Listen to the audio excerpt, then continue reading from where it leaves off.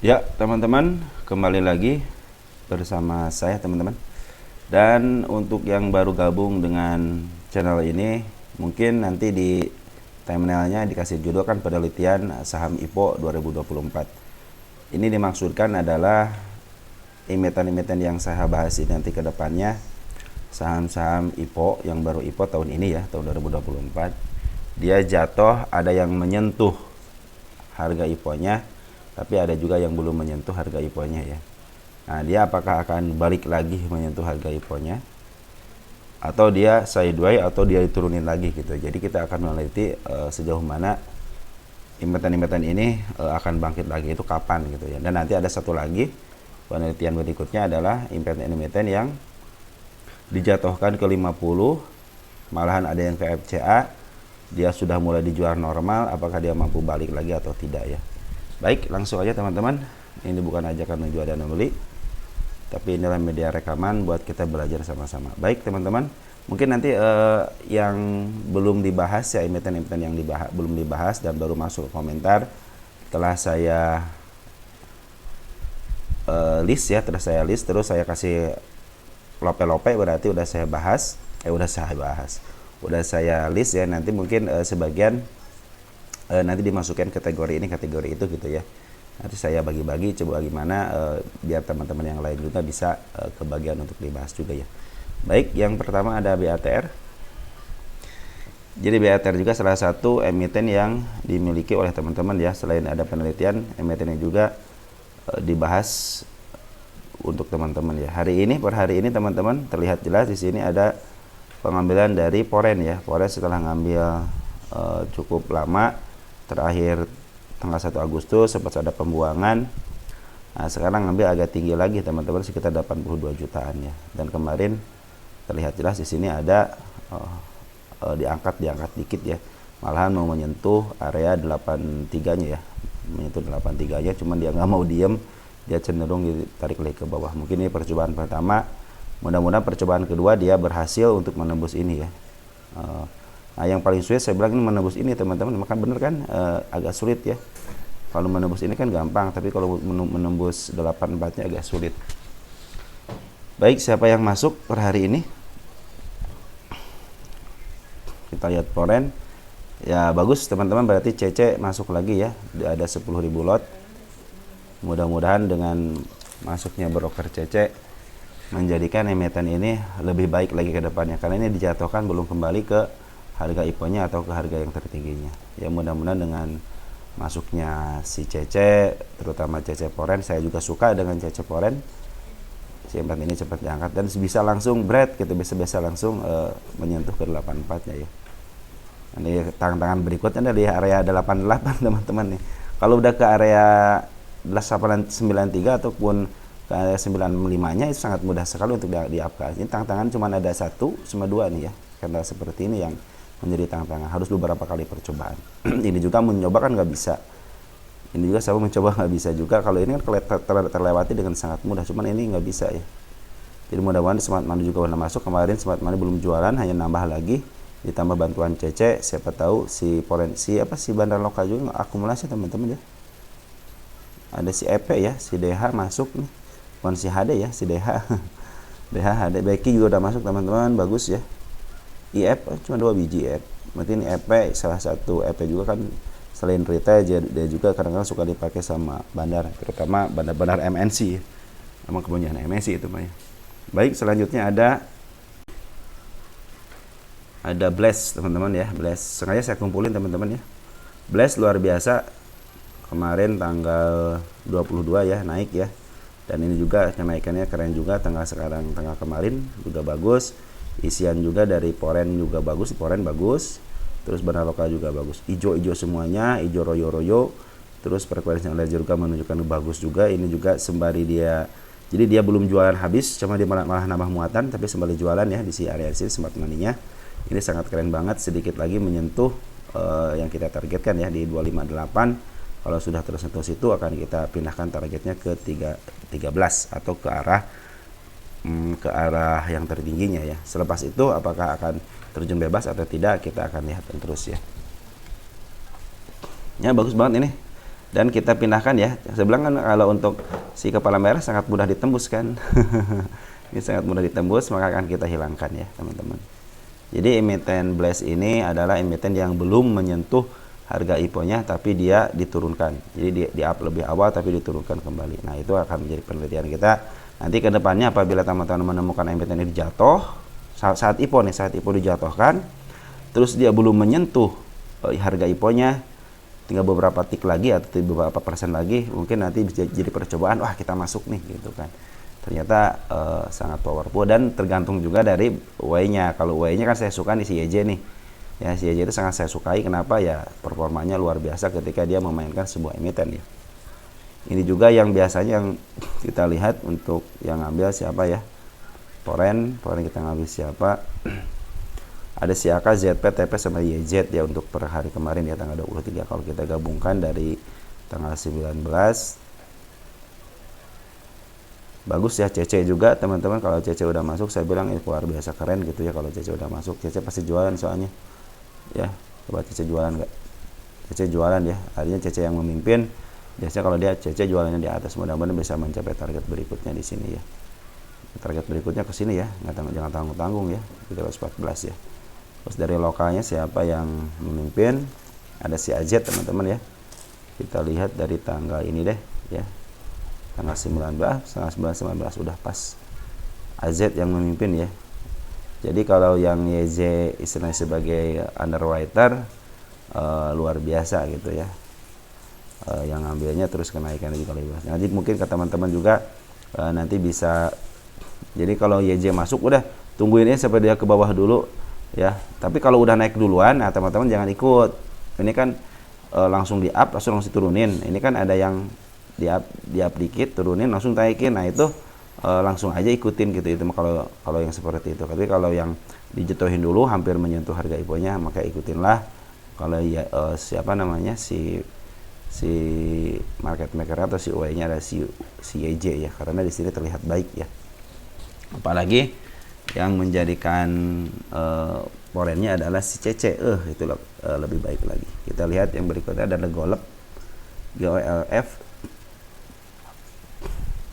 GOLF sama dia belum menyentuh harga IPO-nya tapi dia udah diturunin, terus udah mulai bangkit ya, udah bangkit kemarin, sempat bangkit menyentuh yang saya tandain di sini teman-teman ya. Di area 24 nih, kita pindahin targetnya ke area kepala merah lagi kan. Ada si kepala merah, terus ada si gap juga. Ini cenderung gampang dilewati ya. Ini gampang dilewati, cuman ini teman-teman ya. Kalau yang ini gampang dilewati, yang atasnya. Cuman yang ininya nih yang saya agak sulit. Ya minimal kalau dia pingin bagus sih, dia ke bawahin dulu sebentar untuk mengambil ancang-ancang, baru dia menyerobot untuk bisa melewati ini dan sekaligus melewati ini. Harusnya secara candle seperti itu ya. Cara kerjanya mungkin seperti itu. Lihat di sini si kepala merah kan gampang banget ya, turunin naik, turunin sebentar langsung di up, langsung melewati semuanya. Kalau ini suka agak sulit dikit, maka hati-hatilah di area sini ya. Di 239 suka ngecoh, apakah dia akan turun lagi ke bawah atau dia ke bawah untuk koreksi sebentar sebelum menyentuh MA20 baru dia akan bangkit lagi. Dan terlihat jelas di sini ada pembuangan dari poren ya. Kita lihat poren, siapa yang ngebuang? Poren ada CC yang ngebuang teman-teman ya. Tapi ZP masuk 3,3 ribu. Nah di sini juga si poren sih belum keluar habis ya. Wajar lah dia udah ngambil dari tanggal 19 kan tinggi, sekarang dia jualan ya wajar ya. Mungkin nanti ke tanggal Senin mungkin dia akan ngambil lagi, siapa tahu gitu kan. Kita lihat jelas ini si poren yang memimpin ya. Di sini ya. Bandar lokal juga kembali ngambil.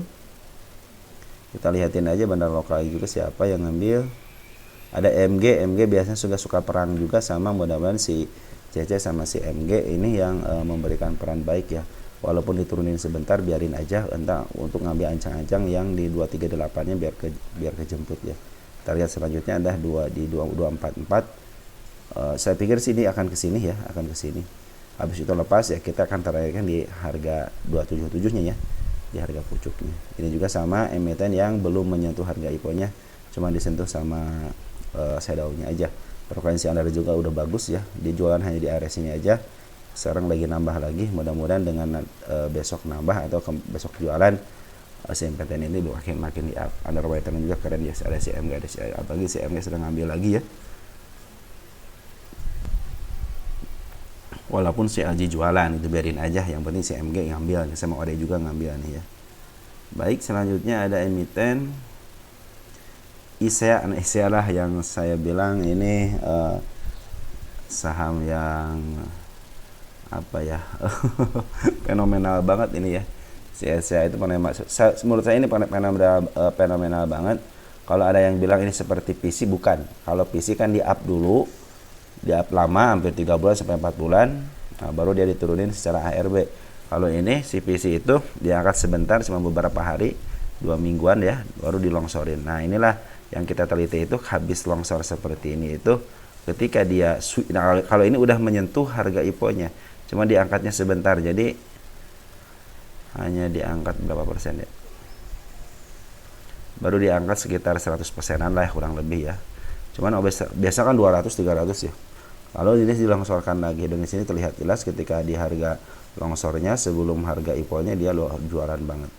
Nah, yang jadi kita harus teliti adalah di sini yang memiliki dari emiten ini yang banyak itu. Kita bahas dulu ya untuk yang pertama tanggal 23 terakhirnya dulu ya. Nanti kita bahas selanjutnya. Ini broker-broker besar keluar, kakak ya, TEC udah mulai keluar, XL masuk lagi. Nah, ini XL inilah yang terus, CP udah mulai masuk, MG udah mulai masuk walaupun sedikit gitu ya. Artinya di sini ada pungutan balik. Di sini terlihat jelas karena pembuangannya adalah, walaupun si CP ada sebagai underwriter, cuman kan yang punya CP kan bukan hanya satu orang gitu kan. Di sini terlihat jelas si kakak yang ngebuang ya, si kakak yang ngebuang.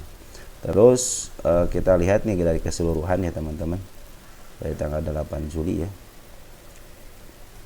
Ini udah 1 bulan lebih ya.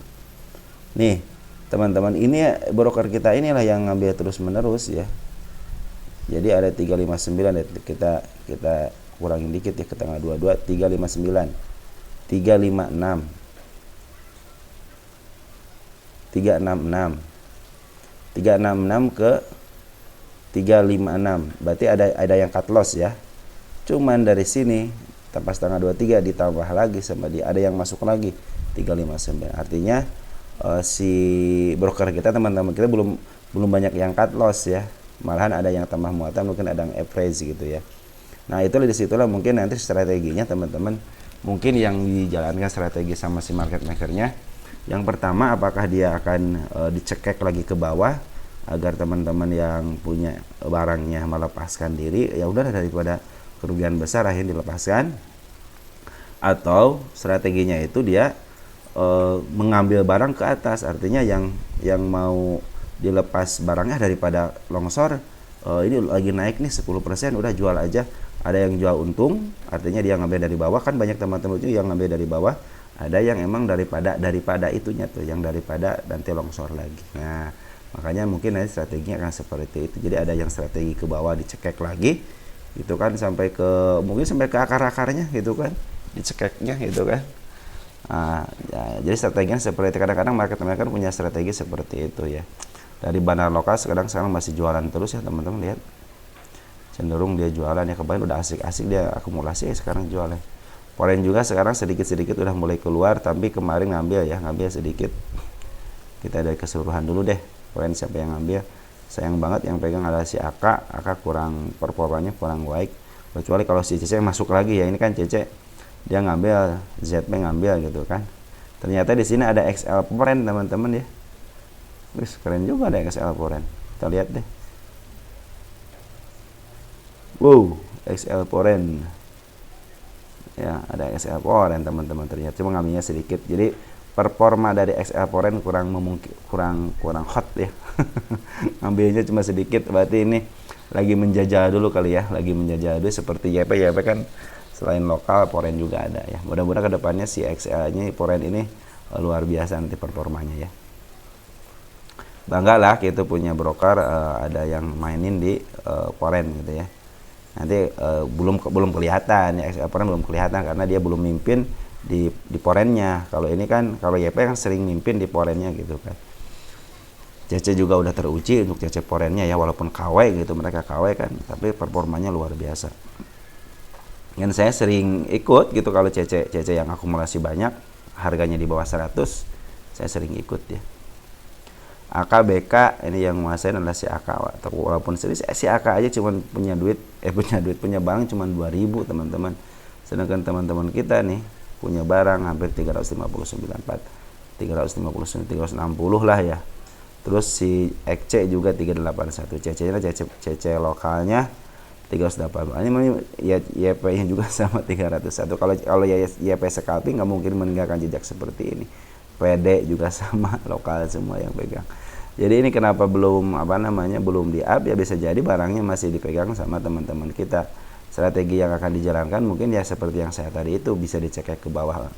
Bisa cekek ke bawah dulu, atau dia di up ke atas supaya teman-teman yang daripada nyangkut, daripada dijual, daripada belum naik gitu kan, daripada lama naiknya, lebih baik saya jual. Atau emang yang sudah beli dari bawah, kan banyak yang beli dari bawah ya, coba deh yang beli dari bawah kan banyak juga,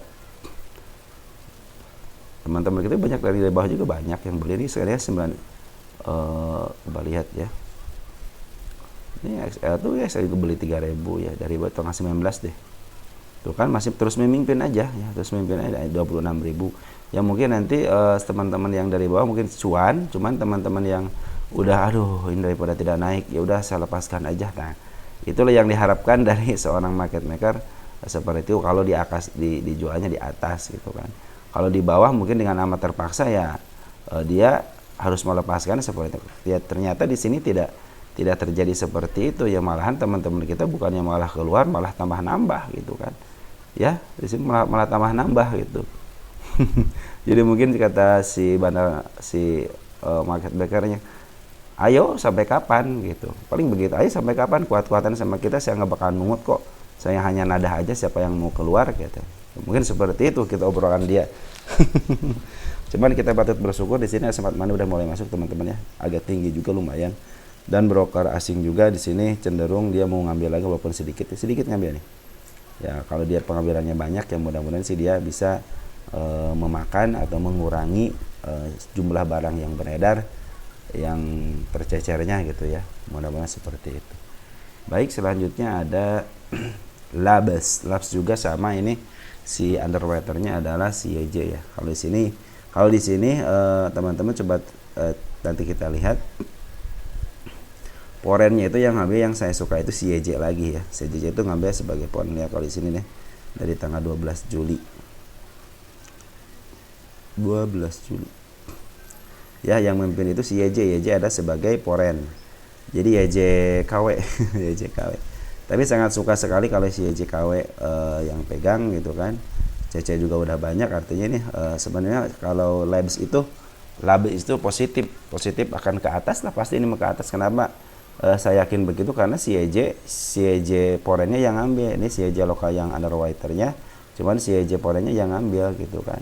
Kita lihat untuk domestiknya, yang jualan kan berarti si YJ lokal jualan ditampung sama si YJ Foreign, akhirnya mereka sebenarnya bolak-balik aja gitu ya. Cuman dialah yang akan memainkan nanti ke depannya, artinya di sini bandarnya ada gitu ya. Tidak ditinggalkan. Ada seperti isi kan ditinggalkan dulu sama underwater, ditinggalkan sebentar gitu kan, mungkin nanti kapan mau diangkatnya kita tidak tahu, kecuali ada yang masuk broker yang besar gitu. Kalau si Labs ini, Labs sama satu lagi apa tadi, Labs sama Blast ya, Labs sama Blast itu brokernya ada, yang broker bandarnya ada gitu ya, broker bandarnya ada. Jadi nggak usah khawatir kalau di sini ya, pasti dimainkan gitu. Kecuali kalau nanti si YJ Foreign ini udah keluar dengan ditandai, nanti di up tinggi.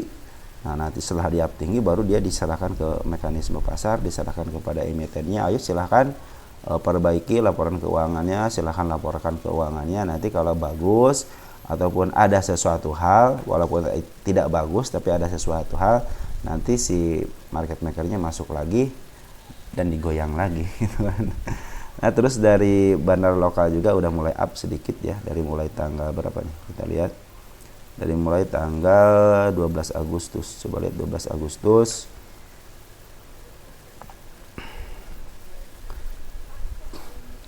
Ada si YP, ada si IP, ada si D, ada YJ udah masuk lagi YJ. Walaupun dia sebagai underwater itu YJ masuk lagi, HP juga udah masuk. Terus si YP inilah yang suka saya bilang dia sebagai market maker, sebagai retail, sebagai scalping, investing, karena YP itu luar biasa ya performanya.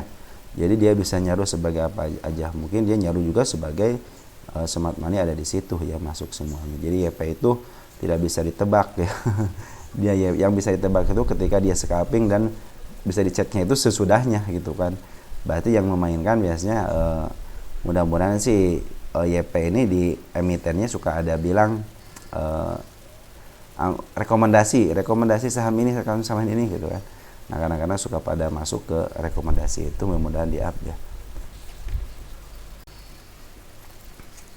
Ya terlihat jelas teman-teman di sini udah mulai diangkat terus ya sama foreign ya, tapi si bandar lokal juga semenjak ada pembuangan sampai sini, sampai area tanggal 9, tanggal 12-nya dia mulai up lagi, mulai diakumulasi lagi. Di sini terlihat jelas ada tanda-tanda akan mau diangkat ke 145, cuman dia ditekan terus ke bawah ya, ada dorongan dari bawah cuman ditekan terus dari atas. Jadi open gap. Saya tidak suka dengan open gap seperti ini, lebih baik diturunin dulu ke bawah, lebih baik seperti ini nih. Dia jelas ya, dia istilah candle bullish tapi jelas gitu ya. Ketimbang di sini kadang-kadang saya suka seperti yang buru-buru dan dia akan meninggalkan gap. Tapi di sini bagus, dia tidak meninggalkan gap yang lebar banget ya, dia cenderung ditekan ke bawah ya. Andaikan dia open gap ke atas, mungkin di sini akan meninggalkan PR. Maka kita akan lihatin area 132 sampai 144 apakah dia akan meninggalkan gap atau tidak. Sementara ini belum meninggalkan gap ya, masih tertutup, cuman area sini aja nih. Area 133 ini belum ketutup banget. Mudah-mudahan sih ini ketutup lagi, atau enggak dengan diadakannya candle bullish dari arah 133 itu mungkin akan lebih baik lagi. Dia belum bisa menembus area 145 yang sudah saya tandain, belum saya pindahin ya. Nanti kalau udah ketembus dengan candle hijau atau tertembus langsung gitu, makanya kita pindahin ke area, ada kan harus bisa nembus ini dulu nih 147, nanti saya pindahkan ke area 200 ya. Yang agak sulit nanti mungkin di area ini kepala merahnya nongol dikit sih, berarti cenderung mudah, ini kesini mudah teman-teman ya, untuk area ini mudah ya. Yang nih teman-teman di sini agak sulit ini. Jadi sejajar pantasan ini nggak bisa naik, ini karena ada pengganjal si ini nih ya, si candle kembar ini nih. Yang kembar maksud saya itu si candle hijau naik, cuman si candle merahnya turun, tapi pembukaannya sama di 145, tapi dia cenderung turun. Nah itulah yang saya bilang sulit ditembus. Di sini harusnya gampang ditembus, tapi karena ada ini keterkendala ini ya akhirnya susah ditembus gitu ya. Open gap gak mau gitu kan, akhirnya harusnya ini turunin lagi ke bawah lagi, turun ke bawah lagi, mungkin sampai ke area 133 atau enggak 132, atau enggak malahan ke 124 juga nggak jadi masalah gitu. Dia biarkan dia agak panjang, agak jauh dikit baru bisa menembus ke atas ya. Seperti itu teman. Jadi secara bandar bagus, secara foreign juga bagus. Yang ini ya tinggal nunggu waktunya aja biar bisa menembus ke area 144-nya ya. Oke, mungkin segitu aja. Nanti mungkin teman-teman yang lainnya akan kita bahas lagi ya, terutama teman impian yang di komentar, yang terutama buat teman-teman ya. Oke, segitu aja teman-teman. Ciao ya.